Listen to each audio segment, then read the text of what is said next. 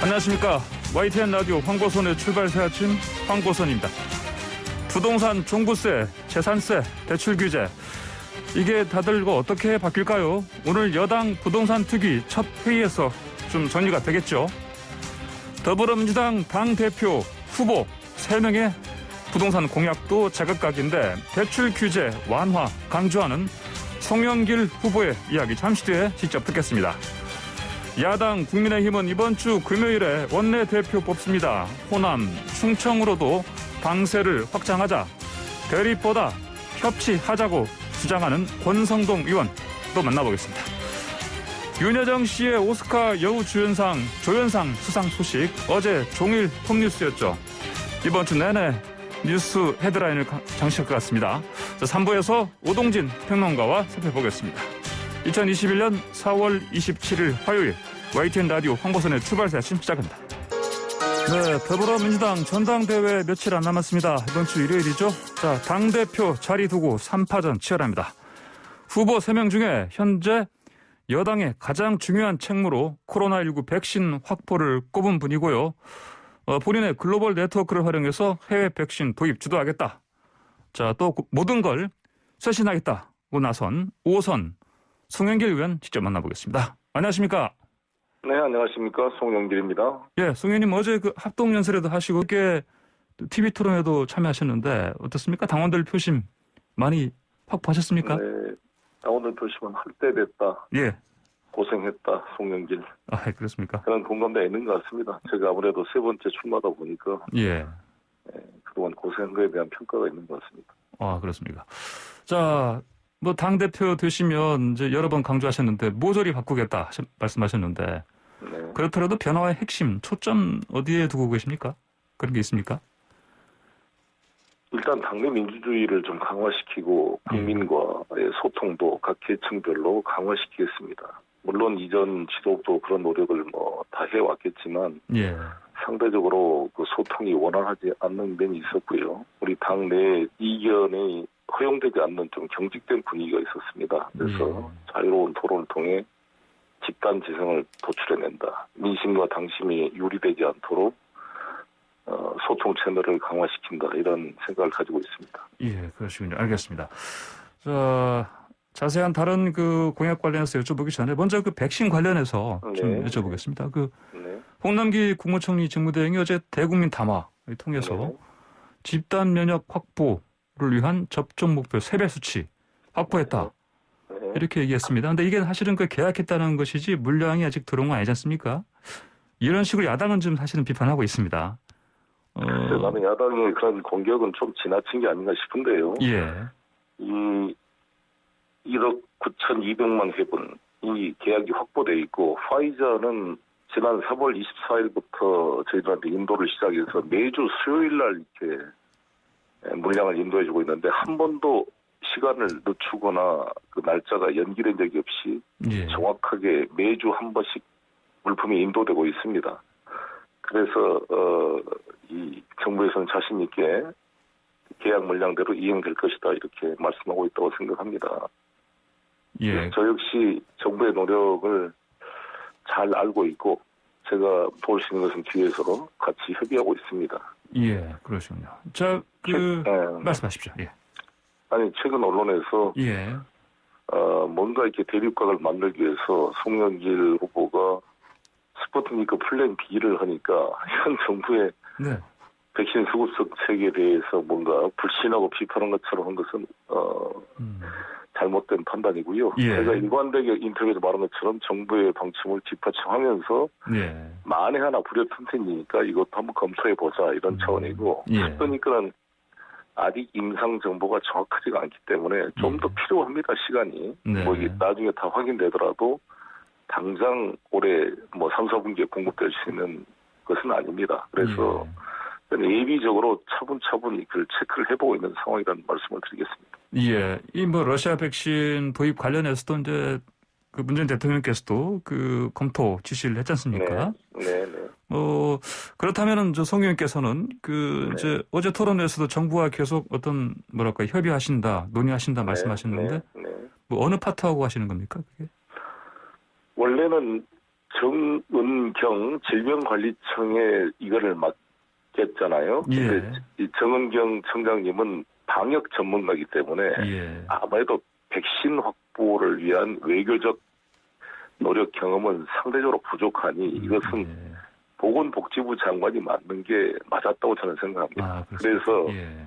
2주 전인가요? TF를 만들어서 권덕철 장관님이 직접 예. 단장을 맡아 뛴 것은 저는 만시지탄이지만 잘했다 이렇게 평가를 한 거고요. 예.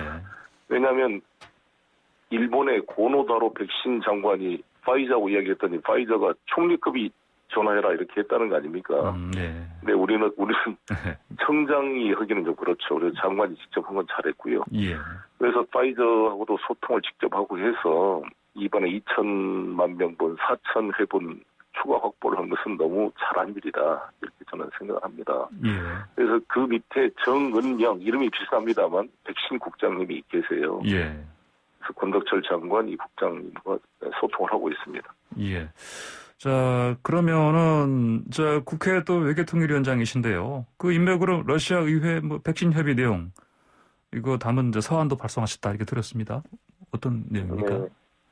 이것은 장기적으로 우리가 러시아가 기초 과학이 뛰어난 나라이기 때문에 상호 협력이 필요하다는 원론적 그 입장, 포괄적 백신 협력에 관한 내용을 콘스탄틴 코사체프 러시아 상원 부의장과 또 스푸트니크 V를 생산하는 러시아 국부펀드 RDIF 대표하고도 화상통화를 하면서 소통을 하고 있습니다. 예.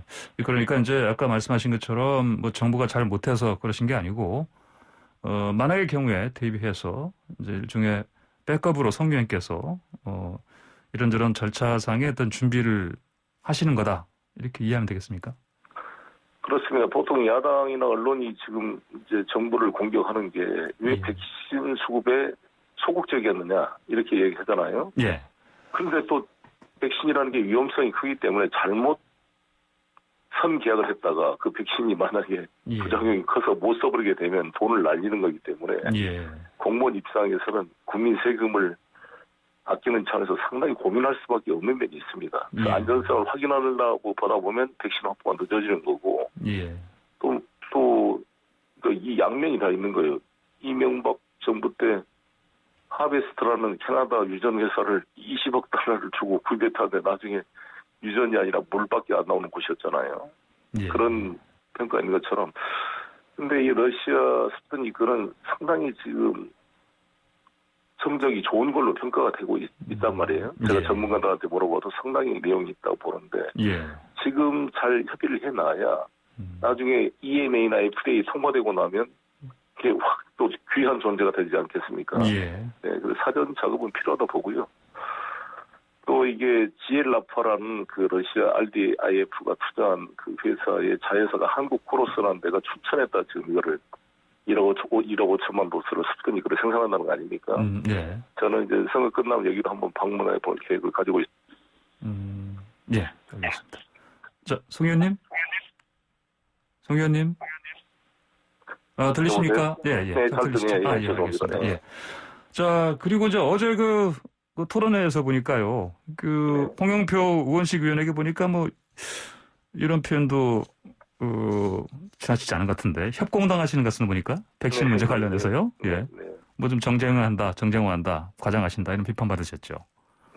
근데 그렇게 말하는 게 오히려 정쟁화되는 것에 일조하는 볼이 되기 때문에, 제가 일관되게 정부를 배제하고 뭘 한 적이 없고요. 정부와 상의해서 제가 도울 수 있는 걸 도운다는 말씀을 드리고, 그러한 사례로 한미 방위비 협상도 정부랑 잘 협력해서 성과 있는 협상을 끌어내기에 도움을 줬고요. 이란에 납포된 선박 우리 선원들을 귀환시키는데도 외교부와 긴밀히 협의해서 같이 공조했다는 말씀을 드리겠습니다. 예, 알겠습니다. 자, 그리고 엊그제 여야 3당 의원들이 공동 기자회견했습니다. 코로나로 피해를 본 소상공인, 자영업자들 피해 보상을 하는데, 이제 손실보상법 소급 적용, 이게 헌법 정신이다. 이런 얘기를 했습니다. 동의를 하십니까? 이 얘기는?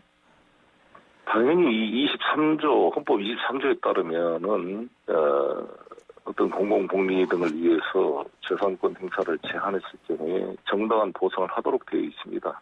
그러나 이제 우리 재정 상황들을 감안해서 어느 정도까지가 가능할지를 제가 당대표가 되면 정부와 긴밀히 상의하도록 하겠습니다. 제가 내놓는 법안이 임대료 50% 인하 법안도 저도 내놨는데 예. 손실보상법 내용 중에 하나이기도 합니다. 근데 어제 TV 토론에서도 말씀드렸지만 봉건제 시대 때도 흉년이 들어서 소출이 줄어들면 그 소정료를 깎아주는데 예.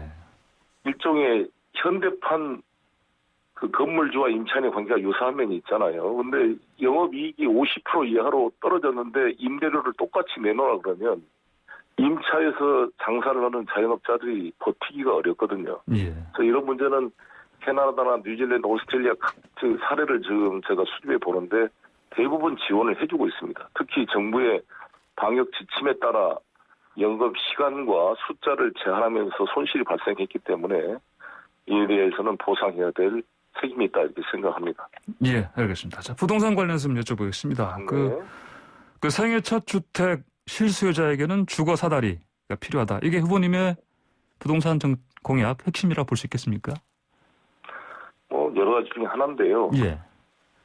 지난 40년 동안 우리 대한민국이 900만 호 주택을 건설해서 공급을 했습니다. 그런데 무주택자 비율이 49%에서 44%로 5%밖에 안 줄었습니다. 그 이유는 주택 공급을 아무리 많이 해도 금융을 풀어주지 않으면 생애 첫 집을 구입하고자 하는 신혼부부나 젊은 사람들, 서민들한테는 그림의 떡입니다. 자신의 현금을 그렇게 많이 가지고 있는 사람들은 서민한테는 없기 때문에 결국 청약 조건이나 모든 조건이 1순위가 됨에도 불구하고 LTV를 안 풀어주면 돈이 없기 때문에 그림의 떡이 되는 거고 현금 부자들이 다 다시 줍줍한다는 표현처럼 예. 다 가져가 버리니까 밑빠진 독에 물 붓기로 다주택자 비율만 늘어나는 것입니다. 그래서 주택 공급으로 이번에 83만 호를 이제 2025년까지인가요?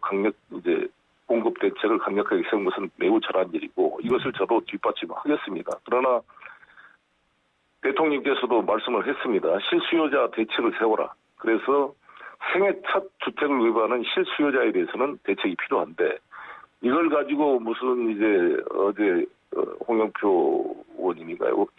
양 후보들이 예. 뭐 박근혜까지 소환해서 박근혜 정부 때 LTV 풀어서 빚내서 집 사라 그랬다가 집값 폭등했다 이렇게 이제 좀 비약해서 저를 공격을 했는데 예. 박근혜 정부 때는 다주택자, 단독주택, 생애 첫 구입자 이런 구분 없이 그냥 LTV를 풀어줘서 이런 난리가 난 거고요. 예. 제가 말한 것은 맞춤형으로 핀셋을 풀어준다면 우리나라 집을 안 가진 44% 중에 집 살 의사가 있는 사람이 10% 정도 된다 그럽니다. 그중에도 한 4% 정도로 제가 추정을 하는데 거기에다가 구입을 하게 되면 한 5년 정도 보유 요건을 부여하고 또 30년 장기 모기지 같은 걸 결합하게 되면 주택담보대출이죠. 결합하게 되면 그 집값 상승 요인을 최소화시킬 수가 있고 다 해결할 수 있다 이렇게 생각합니다. 예, 알겠습니다. 그러면 이게 또 부동산은 보통 이제 보유세와 거래세로 나눠서 얘기를 하는데 이 부분 좀 고쳐야 된다고 보십니까? 보유세는 아시다시피 다주택자는 6억 원, 1인 이제 고가주택은 9억 기준으로 되어 있습니다. 시가로는 약 13억 정도 된다 그러는데 예. 이게 1% 정도 대상이었던 것으로 된 법이 현재 3.7%까지 늘어나다 보니까 예. 특히 서울 지역은 한 16%까지 이제 된다 그래요. 그래서 예. 보통세화되고 있는 거 아니냐 이런 지적이 있습니다. 그래서 이에 대한 여러 가지 의견을 열린 자세로 수렴을 하겠습니다만 저는 9억을 12억으로 올린 것은 신중할 필요가 있다 이런 지적을 하고 있고요. 예. 오히려 공제 제도를 좀 탄력적으로 확대시켜보자 이런 생각을 가지고 있습니다. 이 문제도 당대표가 되면 좀 상의하겠습니다. 예. 어쨌든 그러면 보유세를 올리더라도 거래세 부분이지 않습니까? 양도소득세라든지 이런 부분을 좀 풀어줘야 어떤 거래가 되지 않느냐 이런 지적들은 어떻게 보십니까? 그래서 한시적으로 양도소득세를 풀어서 매물이 나오도록 유도해야 되는 거 아니냐 이런 의견이 있습니다. 이런 예. 문제도 잘 상의를 해보겠고요. 예. 특히 제가 이제 지적했던 종부세 같은 경우는 실현되지 않는 이득에 대해서 세금을 매기다 보니까 특별히 은퇴하거나 소득이 없는 집안채 가지고 있는 분들에게 부담이 되는 면이 있잖아요. 예. 그래서 이것을 어떻게 디지털 화폐로 전환해서 이거를 과세 시점을 이연하고 분산시키는 방안을 제가 나름대로 쭉 검토해 온 게 있는데 이 문제도 대표가 되면 국토부와 또 기재부 등과 상의하도록 하겠습니다. 예, 알겠습니다. 제가 언뜻 들은 얘기인데요. 송 의원님 이제 공약을 보면은 이게 뭐 당대표가 아니라 대권 도전용 아니냐. 이런 얘기 혹시 들으신 적 없습니까? 그건 아니고, 예. 말대로 우리 당헌 당규상 당 대표가 되면 대선에 출마할 수 없게 되죠. 예, 그렇죠. 저는 이제 우리 훌륭한 우리 당의 대선 후보들이 다 빛이 나도록 잘 뒷받침하는 플랫폼 역할을 하겠다는 것이고요. 예. 우리 당 이제 이 정책은 꼭 홍영표 후보께서도 지적했는데 캠프한테만 맡길 게 아니라 당이 대선 공약을 같이 주도해서 만들어야 된다 이런 입장이기 때문에 예. 내가 이런 공약을 내세운다고 대선용 아니냐 그러면 제 개인이 아니라 우리 당의 대선용으로 많은 정책을 발굴하겠다 이렇게 말씀드리겠습니다. 예, 개인의 대선용이 아니고 당의 대선용이다 이런 정책을 발굴하시겠다. 네, 알겠습니다. 오늘 말씀 여기까지 듣겠습니다. 고맙습니다. 네, 감사합니다. 네, 지금까지 송영길 더불어민주당 의원이었습니다.